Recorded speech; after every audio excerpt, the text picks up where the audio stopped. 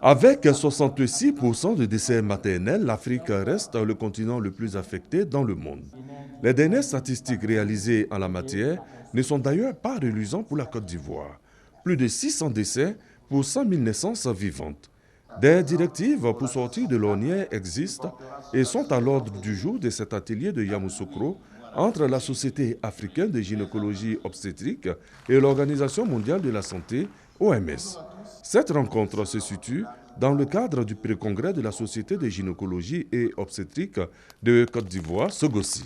Il s'agit de directives pertinentes, de standards d'activité qui permettent justement une accélération de la réduction de la mortalité maternelle, que l'OMS a édicté depuis des années, que l'OMS met à jour de façon régulière et qui doivent se traduire sur le terrain, être appropriées par les différentes sociétés savantes pour que notre action sur le terrain soit efficace.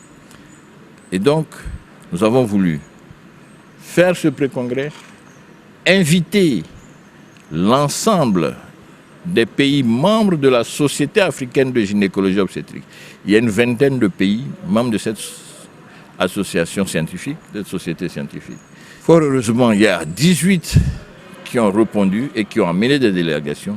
Donc l'ensemble de ces représentants vont discuter, vont s'approprier ces standards, ces directives et normes pour pouvoir les traduire donc, dans leurs pays respectifs.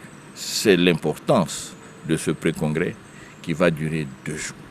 L'OMS tient à rappeler les indicateurs. On nous invite à réduire de moitié au minimum le ratio de mortalité maternelle et de réduire de 2 tiers pour le cas de la Côte d'Ivoire ce ratio de mortalité maternelle dans les 5 ans à venir. Parce que les dernières années seront consacrées à la consolidation et aux évaluations.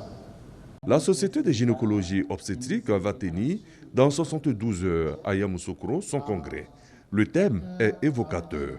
Rôle des sociétés savantes sur les indicateurs de la santé de la reproduction dans l'atteinte des objectifs du développement durable.